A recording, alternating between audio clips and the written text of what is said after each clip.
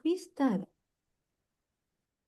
Yes, recording has started.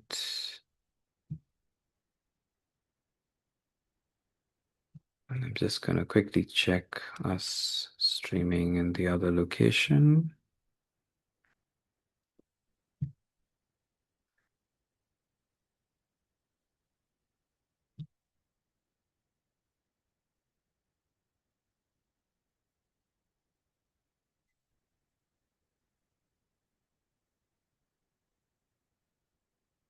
Yes, I can see that we're live on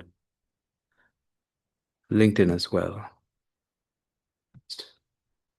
Okay, that's great.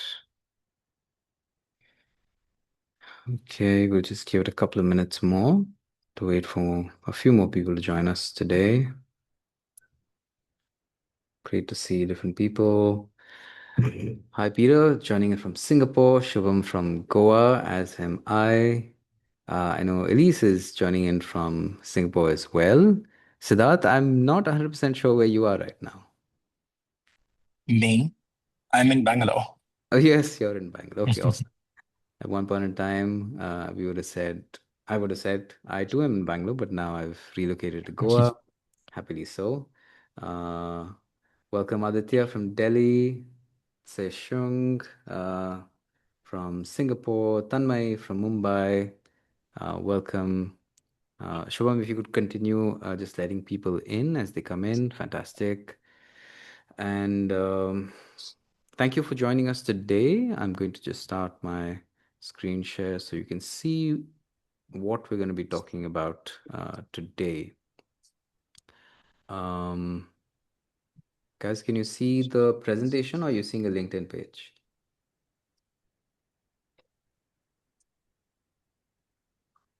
Just a black screen. Just seeing a blank screen. One second. Let's fix that. What about now? I think, yes, I think we should be good now. Amazing. Yeah. So today we're here to talk about something that's top of mind for a lot of people, right? We're living in this interesting, challenging time. It's a time of opportunities, but also lots of different challenges to get to that opportunity mindset. And one core thing is around, you know, AI. Should I think of it as my partner? Should I think of it as my competitor? How do I recontextualize? Hey, I just got laid off, or I'm in the process of, etc. How do I put myself out there, right? So today we're going to talk about some of those different questions. We have amazing panelists here. Welcome, Siddharth. Welcome, Elise, who are panelists for today. Thank you for joining us, respectively. I'm going to start by giving you a quick introduction into the organizers of the event, which is this is an ecosystem building initiative between POI and Asia Startup Network. Asia Startup Network represented by Elise Stan, who is the founder, and also I'm the India lead. So happy to be part of the team. POI, what is POI? A lot of people say POAI. So briefly, POI is a AI product and community collective based out of Goa. We've been doing a number of events as part of an ecosystem building initiative. These include doing workshops around AI for senior citizens, a Tech for Good hackathon around building a more sustainable Goa, doing an AI show and tell with investor fireside chat, AI for kids, AI for the differently abled, and today, beating AI to your next job. Our intent is for this to be an ecosystem. So when you're looking to come to Goa next, you maybe have a co-working space, a better setup, across the city. You have a series of events that are happening across the city. You have a vibrant tech ecosystem. It is at its nascent stage, but we definitely want to see ourselves getting there. So that's a little bit about POI. Thank you for being here, various people who joined from Goa as well. About ASN.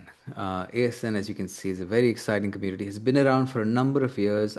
Too have been fortunate to be part as a volunteer now, joining as an India lead. in that similar capacity.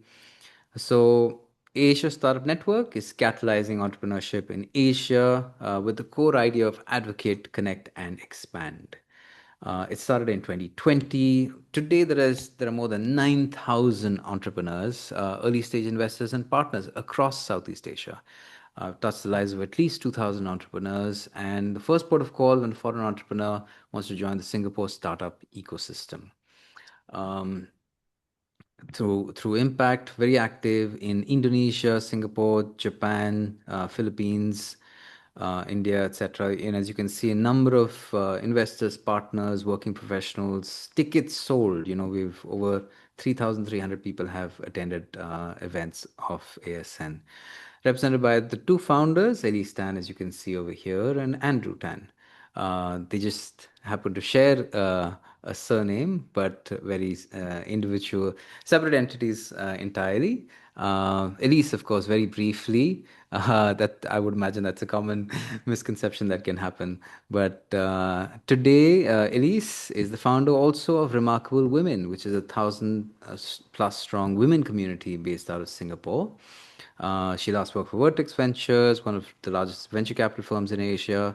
Previously, she coached and helped over 40 companies raise over 1.4 million at Entrepreneur First and was with the NUS Enterprise Incubator. I have another introduction which I will do a little later. But to kickstart the session today, I'm going to first invite Siddharth with his oh, yes, before that, uh, a little bit about me as well. I've joined ASN as the market venture partner over here. My full-time gig outside of being India lead and helping ecosystem building with POAI, I run a company called Humanly Brands where we focus on building founder stories through founder-led marketing, leadership branding, and doing that specifically on LinkedIn, Twitter, and Substack. Very passionate about ecosystem building, and that's why this initiative. With that, I will hand over to Siddharth, and before which, let me do a quick introduction as well of Siddharth. Um, which I have open in one of these tabs. Here it is. So, Siddharth Parashar is the head of talent acquisition at Even, where he leads hiring and talent strategy for one of India's fastest growing healthcare startups. His work focuses on how AI is reshaping hiring, credibility, and the future of work, particularly in high growth startup environments. Over the past decade, Siddharth has worked across fintech, healthcare, SaaS, and startup ecosystems, building talent functions and leading hiring across India and global markets. At Top Source, the previous company, he led hiring across 12 countries. We've got lots of questions about cross border hiring, and we will touch upon that. There, he helped scale international teams across multiple geographies and functions. He's also been part of the early stage startup ecosystem through Entrepreneur First and 91 Springboard. It so happens that Siddharth and Elise both were involved with Entrepreneur First, but just at different timelines. At 91 Springboard and Entrepreneur First, he worked closely with founders, operators, emerging companies at different stages of growth. Across roles at companies including Instamojo, Equan, Topsource, and Even, Siddharth has built teams and hiring systems from the ground up with a particular interest in how exceptional talent is identified, evaluated, and scaled in rapidly changing markets. Siddharth is an alumnus of XLRI Jamshedpur. With that, I will now hand over to Siddharth. Thanks, Karan. That was a really good introduction. Hello, everybody, and thank you for joining. I appreciate this is a weekday. Everybody has made the time for it, so thank you for being here. Um, and yeah, like Karan introduced, a large part of my work in my career has been around understanding what makes talent stand out. Not just on paper, but in real hiring conversations. I've had across India, Singapore, Asia, UK, Europe, worked closely with founders and business leaders and seen how the bar for talent keeps changing. So my perspective today is really from behind the hiring table. How candidates are being evaluated, what gets noticed, what gets ignored, and what professionals need to do now that AI is making everyone sound a little more polished, but not necessarily more credible. Um, so Thanks. If we can go to the next slide, Kern. I think one of the things that I wanted to start with is something I see every week. Um, and something we talk about constantly inside recruiting circles, but almost never makes it out. Every week, resumes land in my inbox. And in the last 12 to 18 months, I would say almost all of them sound good. They're all clean, quantified, well structured, polished, and look, that's partly AI, partly better resources, and partly people just getting smarter about this stuff. But here's what nobody tells you from the other side of the table. When everyone sounds good, sounding good stops being the signal. I'm not more excited to talk to people. I'm actually more confused about who to talk to. In fact, if I was looking at some data, and 64% recruiters say that they're now seeing more lookalike AI-generated resumes than ever before. And applications on LinkedIn are up over, I think, 45%, according to their latest report. So more people, more noise, and honestly, same number of jobs, maybe even lesser. And now it's not just about resumes. I think we're in the middle of a genuinely massive shift in what jobs really look like, what skills matter, what employers actually need. Job roles that existed, say, 2 years ago, 3 years ago, are now being restructured. New ones are being created that didn't even have names 12 months ago. So this is not just a conversation about how to get a job, it's about how to stay relevant in a market that's rewriting itself in real time. Um, Quick one before I go. I would love to get some responses from everybody here. Drop in something in the chat. If you are actively looking out for new opportunities right now, or you're keeping your doors open, drop in on number one. And if you're here to level up, to understand what's working out in the market, drop in a number two. And why do you do that? I think because everything I'm about to say is relevant whether you're sending applications tomorrow or you haven't updated your LinkedIn in 2 years. The market actually doesn't care whether you're looking or not. Your visibility, your proof, your signal, that is being evaluated very, very constantly, not just when you decide you're ready. So yeah, I see a lot of numbers coming in, a lot of ones, a lot of twos. Yep, that's me. I'm actively looking for. Okay, that's great. Um, All right. So the first thing that everyone asks me about, and if you can go up to the next slide, Karen, is credentials, right? Your degree, your college name, um, your last employer. Do they still matter? And the honest answer is slightly yes. Some companies and a lot of big ones still use them as hard filters, and that's real. And I'm not going to pretend that that's going to change. I'm not going to pretend otherwise. That's just a fact, and it's worth knowing. But here's what's actually shifted. And this is the part that I think doesn't get talked about enough. I think credentials in a traditional market used to do two jobs. Um, they told me as a recruiter you could clear a bar, and they gave you access to knowledge that was genuinely hard to get otherwise. That second job is gone. The information now exists, the tools exist. Anyone with real curiosity can now learn what used to require an institution and several years to unlock. So the credential has gone from being a signal of both your ability and your access to just being a signal that you cleared someone else's bar, which means if you have strong credentials, they will still open doors and you should use them, but they won't carry the full conversation anymore. And if you don't, the work has to travel further. Your proof, your signal stack, your visibility, that has to do the job that credential would have done otherwise, which I think is honestly harder, but it's more possible right now than it has ever been. So let's talk a little bit about the proof that what that proof actually looks like, right?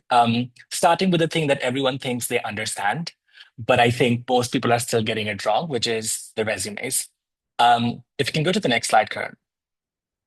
Um, right. So I want to say something slightly uncomfortable here. I think showing outcomes and not responsibilities is honestly not really a new idea. Smarter people have always done that. So if that's your only takeaway from today, I probably feel like I failed you.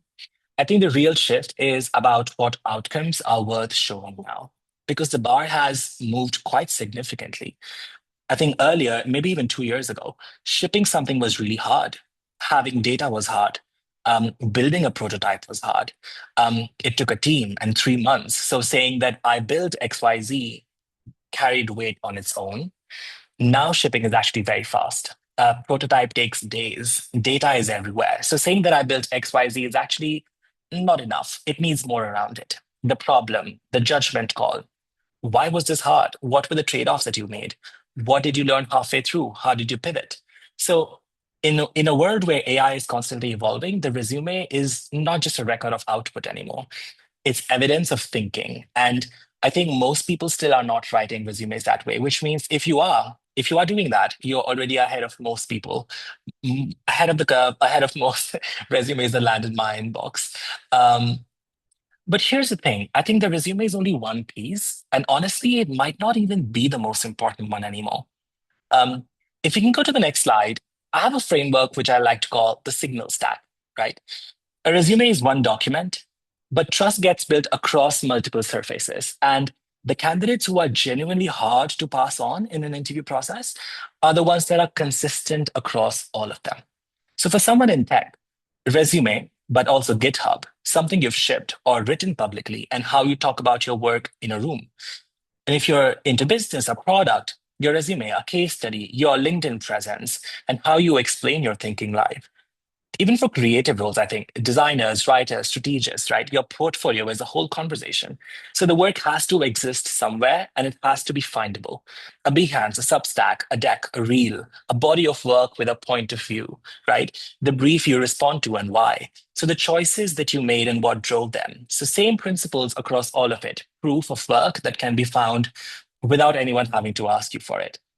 And what I'm looking for usually is coherence. When I read a resume, I look at your work and then I hear you speak. Does it all point to the same person? Your resume can, I think, make a claim, but your proof of work substantiates it. Your interview makes it real. And I'll say this plainly. I think people who only have a resume in 2026 are leaving most of their credibility on the table. So the resume can get you in the room, but the rest of the stack is what gets you the offer. And this isn't just about job hunting, I think.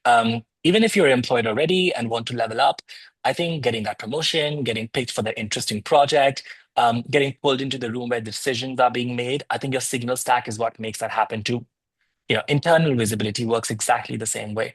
So, which brings me to something everyone says that they want to build, but almost nobody starts early enough, networking. If you can go to the next slide. Which, by the way, very early signs of everybody in the Zoom call, very reassuring to see. As soon as you joined, you started telling who you are on the chat, giving in your socials, asking people to connect. Great job done, right? Networking, though, and I think most people have a completely wrong mental model of what it actually is. In fact, I think the word itself is a problem because it makes people think of awkward conference rooms, business cards, LinkedIn messages that start with, hope this finds you well. And that's not networking. I think that's just my social anxiety with a professional label. I think real networking is actually much simpler and it's just being known for something before you need something. And here's the thing, I think whether you're actively looking right now or you're 3 years into a job, you love this applies equally. The people who get pulled into the best opportunities, referrals, warm introductions, or hey, I thought of you for this messages, they're actually not doing anything dramatic. They've just made their thinking visible over time. So when something comes up, somebody already knows what they stand for, right? And I think geography matters a lot less than it used to. Your LinkedIn is your presence. I've hired people I've never met in person because I'd been reading their thinking for months and already trusted how they approached problems. So I would say think of it less as personal branding and more as just making your thinking visible. One post a week about something you genuinely find interesting, a short write up about a problem that you solved, a take on something that's happening in your space, or it doesn't have to be a content strategy, it just has to be real, right? So yeah, networking intelligence is actually super, super important even today. Um, Now, once the proof of work exists and people start paying attention to what actually happens when you get in front of someone, because that room has changed too, right? The interviews, which takes me to my next slide. Um, the interview prep. And I'm going to tell you something that might be a little confronting, but as somebody who interviews people every day, I can actually tell when someone has prepped an AI answer. Um, Not maybe always, and not immediately, but usually within the first two follow-up questions, because there's a texture to it, right?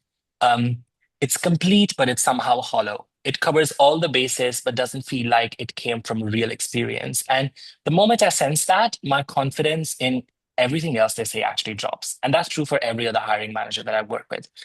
And I'm not testing knowledge anymore. And I don't think any interviewer is.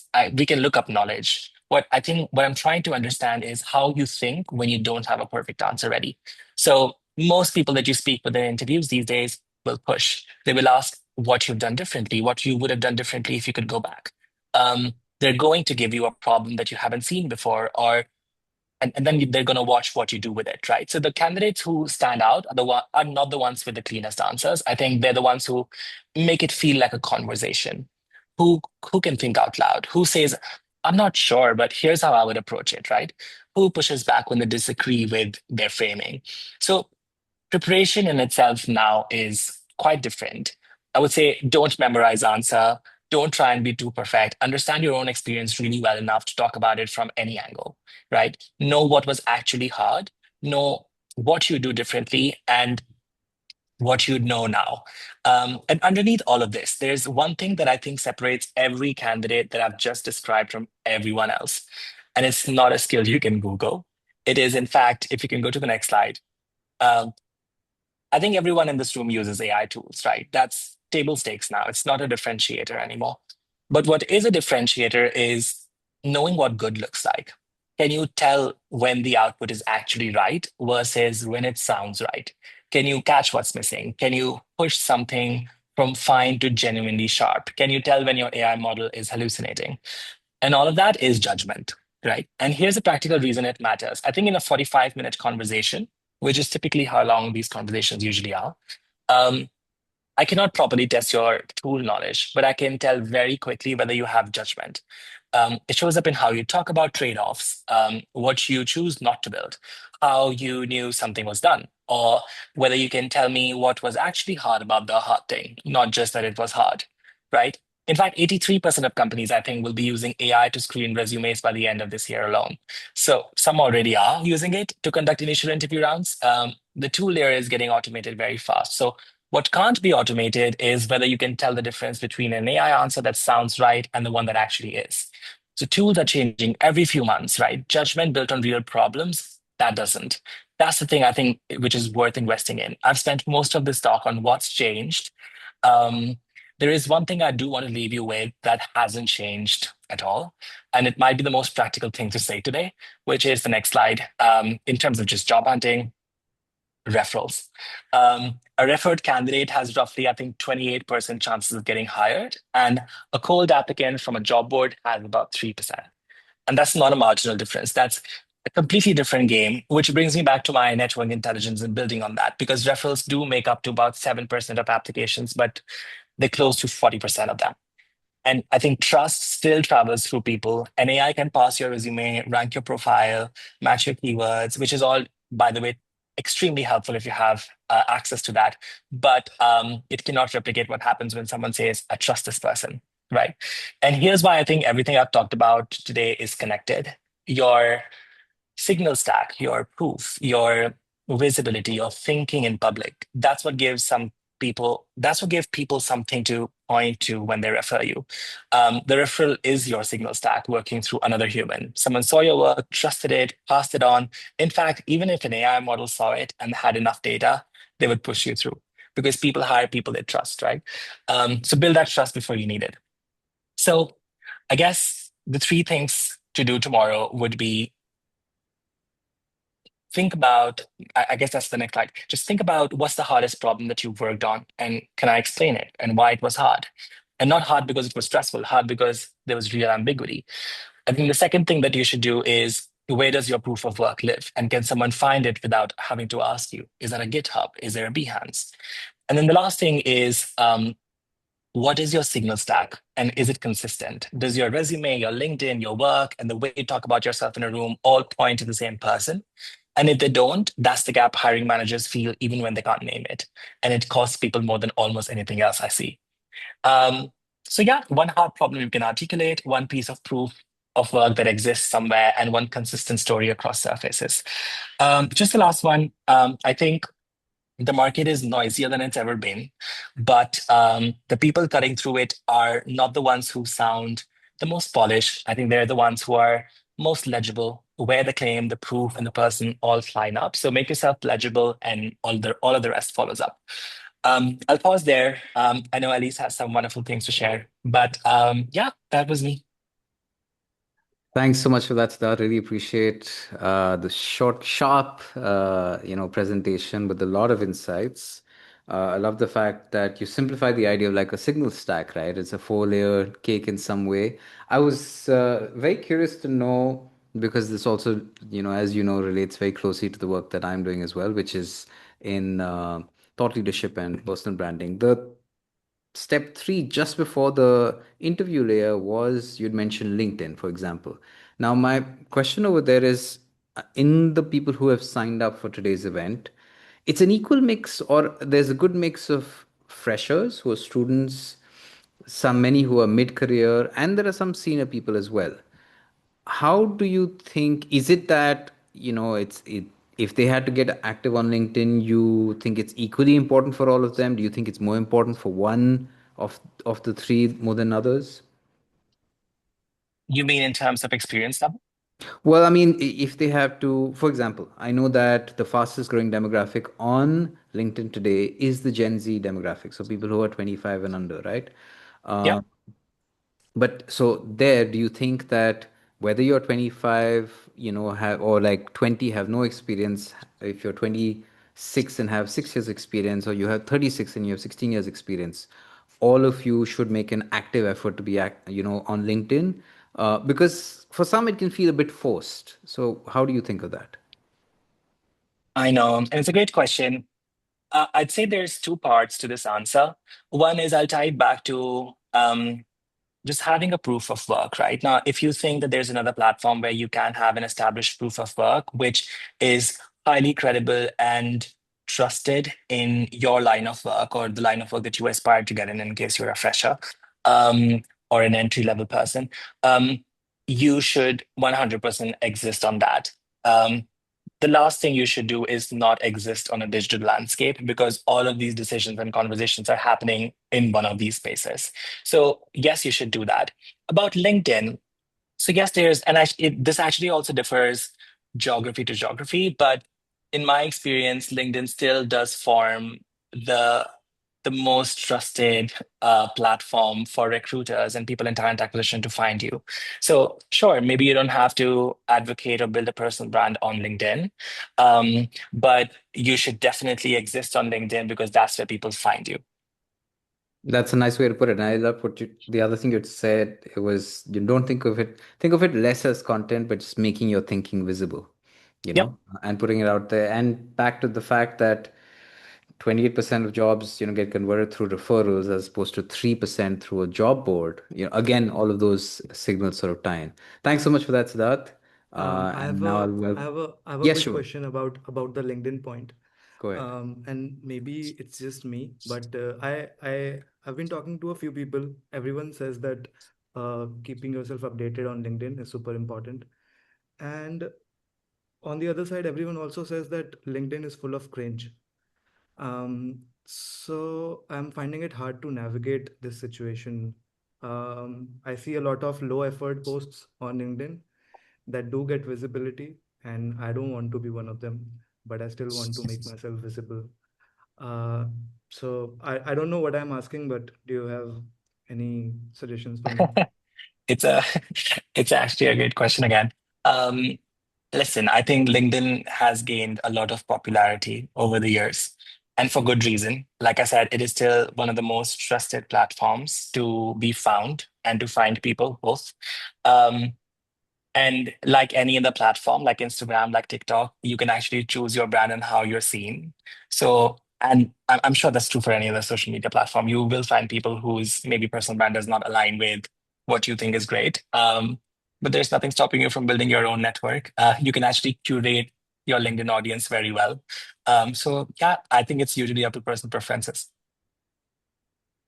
Amazing. Thanks for that, Siddharth and Shivam. Any more questions that you have, please feel free to add them into the chat. We do have many questions that came in from the form sign up as well. But now I'll move on to the next presentation, which is from Elise. Welcoming Elise on stage. Yes, I think this is the last slide that Siddharth had talked about, underlined really well through the message throughout the presentation. So, And sorry, can you yes, it is. go out, then come in again? Sorry, you want to go out? Go out of the sorry, the presentation mode and then come back in. Oh, okay, sure. Yeah. Thank you.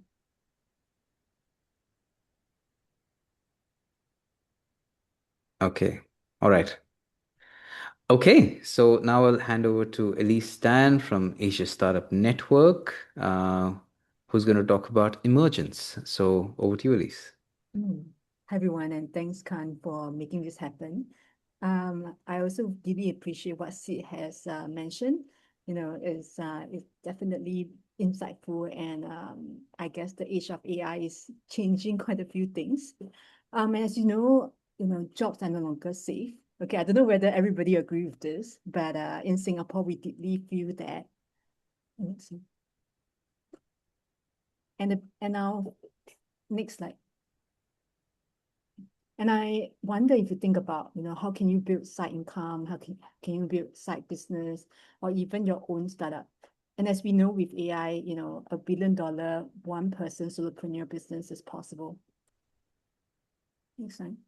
Yeah, so for us, we launch Emergence. So what this means is about how can we bring people from, typically corporate background into supporting the startup economy globally. Because the thing is, like if you could tap on your corporate experience and translate that to something that startup appreciate, that's going to help propel the startup growth, and that's going to create side income for yourself as well, and maybe also build your visibility as an expert in certain area. Yeah, so this is what we want to share with all of you today. So next one. Yeah, so I don't think I need to spend a lot of time on this slide.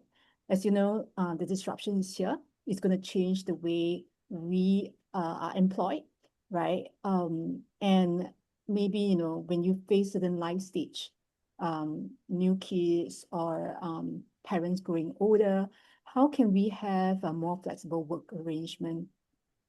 Yeah, and the opportunities that, for startups, small, medium businesses, they do need advisors, experts. The question is, how can you get in, right? And then we are looking at various people from different groups of life. It could be returning from caregiving, it could be from children, it could be people who are displaced. Yeah, so we are looking at how can we solve the problem with emergence. Next one. Yeah. I'm sure in many parts of the world, there are existing programs, right, helping people to solve employment, opportunities.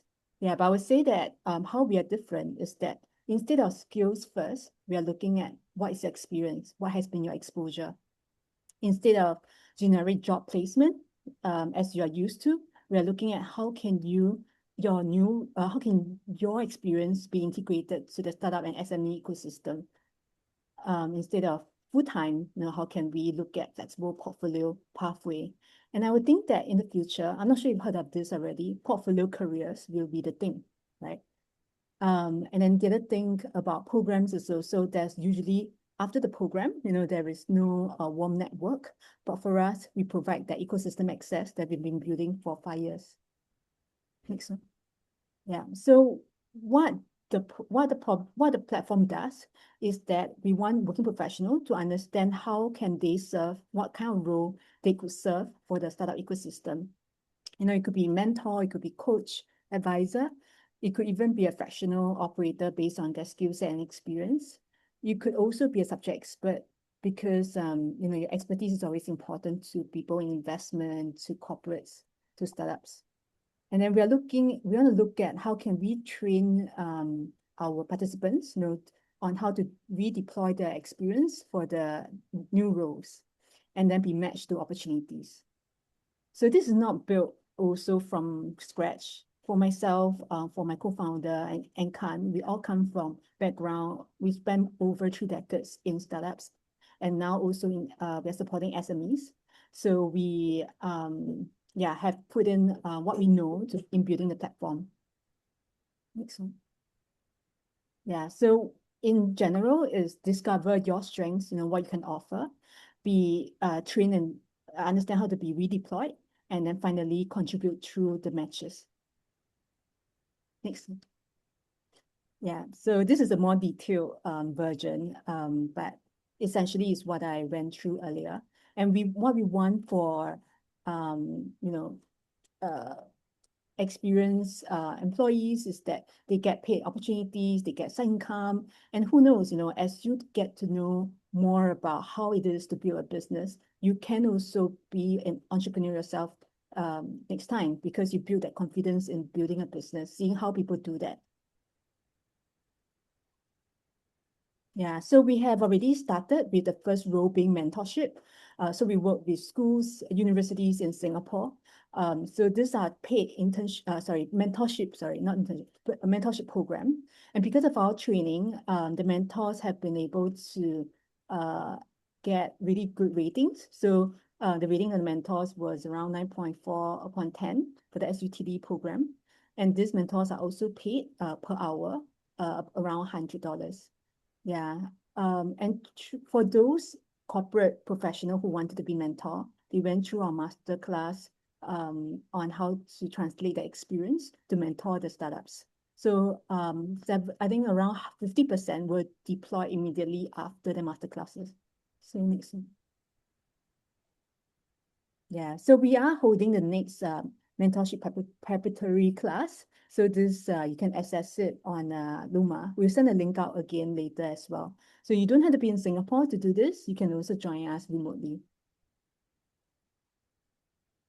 So besides the platform, we also organize regularly events to educate startups and matchmake them to professionals. So this was the one that we did together with government entity, and then about I think 150 people turn up. And the next one. And then we also have speed dating, which is the employer speaking to the finance professionals directly, and then understanding if they have a fit at the event itself. Yeah. So our website, is emergence.asia. If you are a startup looking for a mentor, advisor, investor, and so on, you may interact with the chatbot and then we'll record your responses. But if you want to start supporting the next generation of builders, you may click on the link that is on the right side. It is a Google form, so you just fill up and then we'll be in touch. Yeah. So I'm done for now. Thanks, Karen, and I welcome questions.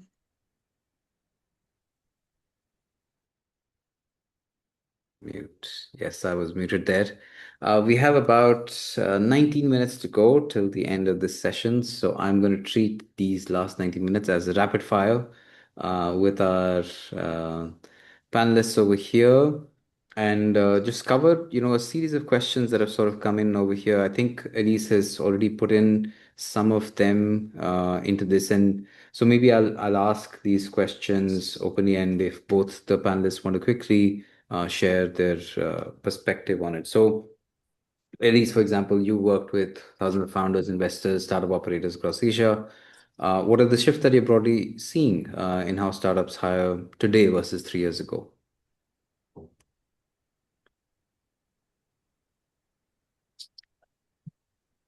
Yeah. Sorry. No problem. I was on mute. Can you hear me? Yes, can hear you now. Okay, sure.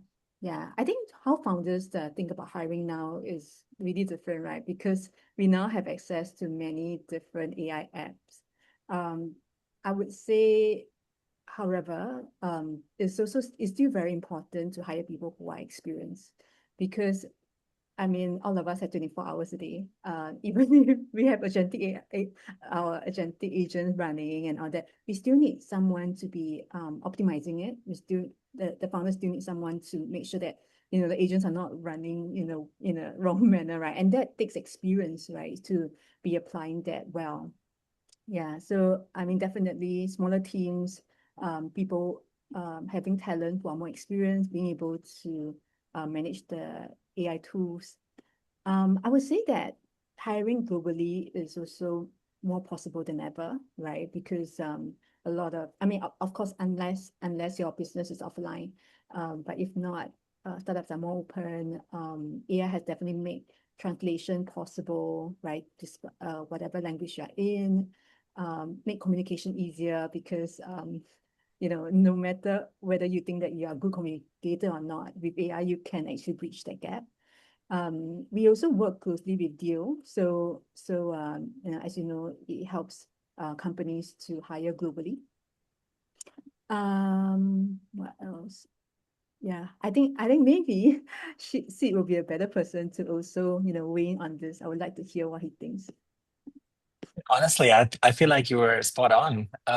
Yeah, with companies like Deal and Rippling, I think it's become really important and very convenient from an employer point of view to actually hire people globally.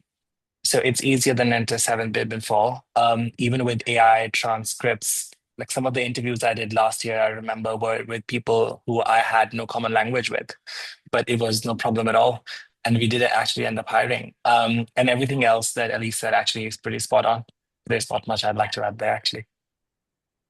Okay, amazing. Thanks for sharing that, Sid. And so I'm just going to also mix these questions up with a bunch of audience questions. For example, one of these in the form Cyrus had shared a question, and maybe Sid, if you want to weigh in on this one. Do you believe product teams will shrink drastically because of AI? Will roles in the product team become more blurred? And how then are teams expected to function when it becomes extremely lean? I believe I'm struggling to understand why this question is just for product. I'm guessing this is a specific kind of an experience, but this is a pattern that you would see right now in the market where most of the teams are becoming lean. And I think something that I mentioned earlier on in one of my presentation points was just the scale and quantum of work that you can move in today's day and age with AI has changed what was possible. What took, I think, weeks and months, sometimes now take days.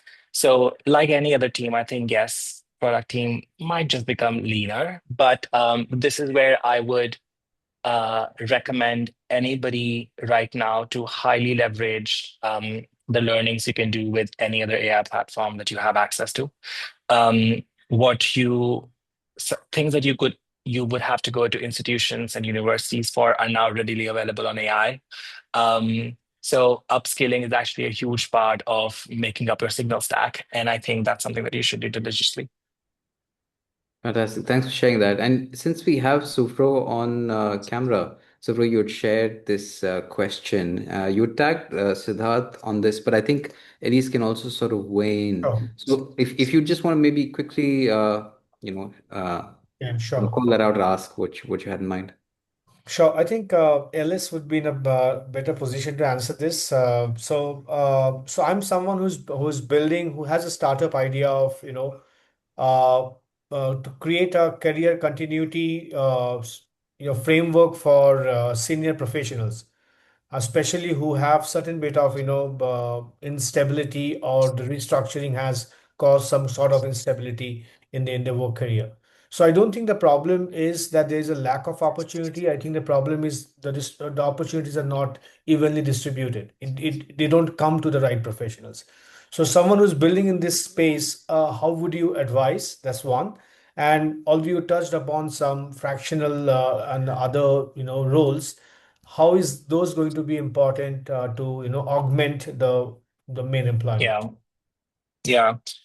Great question. Firstly, I think having an entrepreneurial itch to do something about this right now in today's time is actually quite fantastic. You should definitely double down on that and build it. And I think on the fractional thing, right? This is something I think about quite a lot. And honestly, it's one of the most interesting shifts happening right now in how experienced professionals, like you said, think about work. And the honest answer is yes, I think fractional advisory plus execution, trusted, operator models are real and they're growing. And I think the instinct behind what you're building is quite right. The old model was that you find a full-time job, you stay there, you repeat, right? That model is, I think, showing cracks now, not just because companies are restructuring, but because the nature of what companies need has also changed. A lot of early age, mid-sized companies don't need a full-time CFO or a full-time head of product, or they need someone who has done it before, can parachute in, make the decisions, deliver the outcomes without the overhead of a permanent hire. Again, it will only work for a specific kind of company in a specific kind of stage and size. But here's the thing I'd push back on slightly. I think this is important for anyone considering this path, right? The fractional model works when your signal stack is exceptionally strong, because you're essentially asking for someone to trust you with real decisions based on, I think, much shorter due diligence window than a traditional hire. So your proof, your reputation, your referral network, that has to do a lot of heavy lifting. And the professionals that I see succeeding in this space share three things. I think one is that they're known for something very specific. Not experienced tech leader, but the person who scales engineering teams through Series B chaos, right? That's specific. Or the operator who fixes broken GTM motions. Specific is hireable. Broad is, I think, forgettable. Uh, Two, I think they have very warm relationships that convert. The fractional economy runs almost entirely on referrals and trust networks. Cold outreach for fractional work is actually brutally hard, in my opinion. And three, I think they can show outcomes very quickly. So saying I was a CPO for 7 years doesn't close a fractional deal. It says I shipped 3 products in that time. This is the revenue I hit in under 6 months. So yeah, I mean, sorry, long answer, but the direct answer to your question is income continuity through trusted work rather than traditional employment is not just viable. I think it's where a meaningful chunk of senior talent is heading, but the entry point is your signal stack. So build that first, and the opportunities will follow. Amazing. Thanks for that, Siddharth. Elise, if you'd like to add your perspective on that. No, I definitely agree that with what Sid shared. I think for us, we really advocate for startups and SME. And the truth is that they don't have time to, like big companies make somebody go through 5 rounds of interviews, right? So a lot of time is really about meeting somebody, understanding what the person can offer, seeing whether there's a fit, and then, try out with the person, right? So then from that perspective, so that means that networking, speaking to founders, understanding where your fit might be, and then selling that might be something that is inevitable. So it's really hard to kind of market yourself in a very I don't know, one to many kind of way. Yeah, so like what was covered in Sid's slide earlier, networking is really important. Amazing. Thanks for your questions, Subro, and thanks to the panelists for that. Now, moving to another question, which we might briefly have touched upon, in the slides, but given your experience in Singapore, I mean, Elise based in Singapore, Siddharth has handled hiring across multiple geographies. We have a question from Hua Kiat. He asks, for candidates trying to break into startup ecosystems across borders, what signals actually build trust with hiring managers today, especially when someone may not yet have traditional startup degree or network? So I think, Elise, if you could maybe answer from a startup lens, and Siddharth maybe from, just joining a company lens, but that might be cross-border. Yeah, I think that really understanding how to translate the knowledge that you already have is important. So that's why we always run master classes for people who have no experience in working in a startup yet. Because it's very easy to, kind of generalize that startups are like, a department within a large company. But the truth is that it isn't, right? There's much more ownership that is required in working for a startup compared to a larger company that has bureaucracy, right? The structure of business. So that part is important, because I think the other thing is also like joining any new job, right? Is about terminology, right? Because if you don't have that, then it's very difficult to make your idea heard, in terms of the founder, the owner, or the team. So that that is so that transition is important. I think the other part is also, you mentioned about cross-border, right, offering. I would say that because nowadays businesses tend to be global, you being, in a particular market, being able to offer the insights, whether it's a consumer business or it's a B2B business, is valuable as well. That will, right, if I, let's say, would be expanding to India, and then I'm looking for a certain skill set. And if you are already in India and you have that skill set, then you are more, attractive, right, as a candidate compared to somebody in Singapore offering the same skill set. So I think again, it is finding the fit, right, in terms of what you offer based on transferable skills, experience, and also industry and market exposure. Yeah. I think I actually totally agree on that. Maybe like a couple of things that I would add there from a standing out perspective is firstly, I mean, let me just acknowledge that network gap is real, right? When any recruiter is hiring locally, they have informal reference points, right? You can ask someone you trust that, hey, do you know this person? Across borders, that's harder, especially for startups, because you don't always have bigger teams or GCCs, right? So you're doing more independent work to figure out if someone or something is credible, which means the burden on proof of work is actually quite higher if you think about it from a talent hunter lens, right? So, what actually builds trust when the network is not there is, I think, creating work that travels. So, if you're in tech, code, writing a shipped product, a case study, anything basically that a hiring manager can look at before you even speak with them. Um, I think it's a great equalizer in a cross-border hiring because you don't need to know if, um, I can already, you don't need to know if I can already see how you think, right? And what you've built. Um, Other thing that I think is actually quite intuitive, but still gets missed in a lot of applications is specificity about why this company, right? Generic applications from abroad get ignored fast because the assumption, fair or not, is spray and pray, right? The candidates who've clearly done their homework on who references something specific about the product or about the problem we're solving immediately feels different.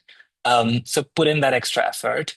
And third, I think, is like weak ties travel further than you think. So you may not know anyone at a company, but if someone in my extended network has, publicly engaged with your work, that connection carries real weight. So building in public builds relationship you don't even realize you're building. So yeah, that would be a couple of my thoughts there. Thanks for that, Siddharth. And just to add one thought, one of the things because we've talked about networking and putting your signal out there in a variety of different contexts, right?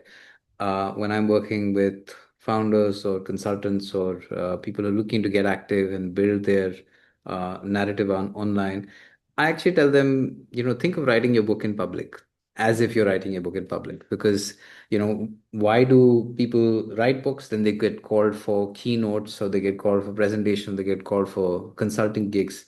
You're looking to land a job, you're looking to, land a new client. Put your thinking out there. You're doing build in public, essentially writing a book in public, and that builds tremendous credibility. Now we have about I'd stretch that to 5 minutes to go. And I'm going to do a rapid fire set of questions to our panelists in the last 4 5 minutes. But before that, I want to make a quick request. If everyone could turn on their cameras so that we can take a group photo, because we don't have much time any which way. So really appreciate the, 20, I think 23, 24 others who have been here besides us. If you could turn on your camera, we can take a quick group photo and then I can continue with the last set of questions. There's some interesting questions, many from students as well, about how they can stay relevant through this time, and some from a couple of leaders as well. Appreciate all of you all staying here. Anyone else would want to turn on their camera very quickly? Yes, thanks, Lorraine. Appreciate you being here and turning on your camera. Thanks, Nandini, someone I know really well. And yes, so thanks. If you could just look into the camera. Hey, Ratna, thanks for joining. So big smile. Thanks, Casey. Okay. All right, 3, 2, 1. I think we've got those. Now, thank you so much, everyone, for turning on your camera. One question that came up repeatedly, Siddharth and Elise, is we got a lot of registrations from fresh graduates, so people who are very early on in their career, right? So many of them asking things like how do I appear visible for a career role of my interest as a college student? What are the top two, three things I should do consistently during those 4 years so that artificial intelligence becomes an advantage for me instead of competition. One more ask, if a fresh graduate's past internships don't seem like an obvious fit for the role they're applying to, what's the best way to tell their story in a way that still stands out to recruiters and AI screening tools? College students obviously going through a very challenging time right now. What are your broad thoughts? What is advice or some practical advice that they can action? Mm. I can go first, at least, if that's okay. Yeah, go ahead. So personally, I love this question because I think it's one that I wish someone had answered for me earlier.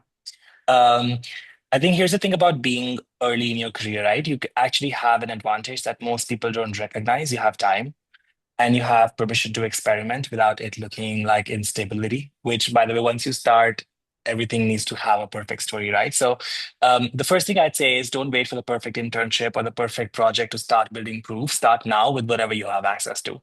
Take a course, write about what you've learned, build something small, ship it. Have an opinion about something happening in an industry you care about and say it out loud. The bar for early career is actually not impressive. It's just showing signs of thinking. I think second is that college is actually full of hard problems if you look for them. Most students sleepwalk through it. I've personally met a lot of young entrepreneurs from IITs. The ones who stand out are actually the ones who treat every project, every internship, every hackathon, every student club like it's real work.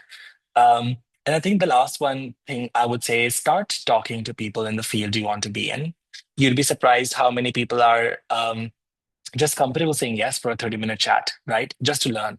Most professionals, I think, will give 30 minutes to give to a genuinely curious student.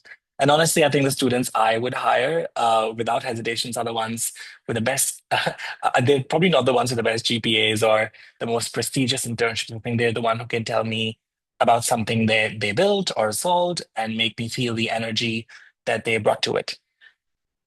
Thanks for that, Sid. Elise, your thoughts? I think Sid has covered most. I think really for the young graduates, they are the tech, Instagram, lots of technology native generation. I would say that the value that you offer truly is being able to be up and running, right, with whatever new tools that are out there. I think the question is, how do you demonstrate that to a prospective employer? Yeah, I don't have the good answer for it. Maybe what Sid mentioned, like having that proof of work, is really important. Being able to share that on LinkedIn and having the distribution for your content is important. And maybe LinkedIn isn't the only platform, right? And Instagram and TikTok, in terms of showcasing what you can do, how you think, could be really ways of how you could allow recruiters to discover you.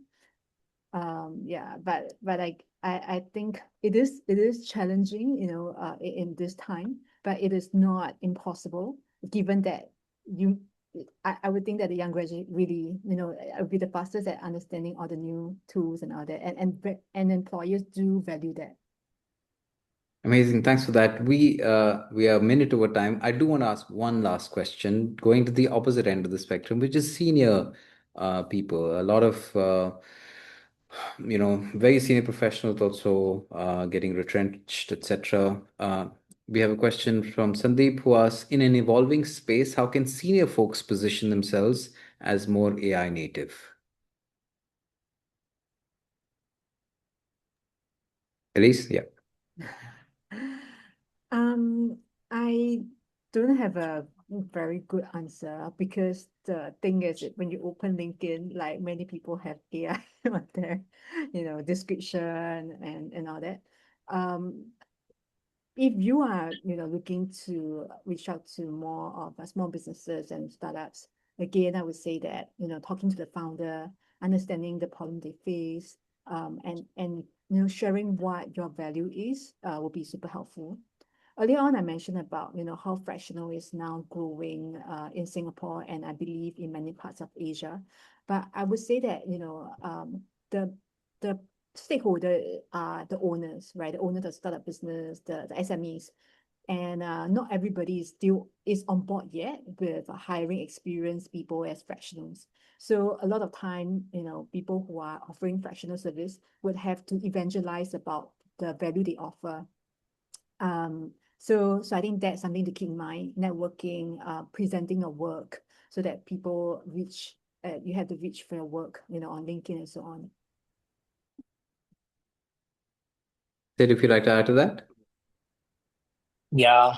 Um, Firstly, I think being retrenched is kind of disorienting in a way that's hard to explain if you've not been through it. I think a lot of your identity is tied up in the role, right? The company, the title. And the first instinct is to go find the equivalent of what you've just lost. Same level, same function, similar company. And I understand that instinct, but I just say that if you are in that situation, just push back on that gently. Because the market for senior roles is genuinely harder right now.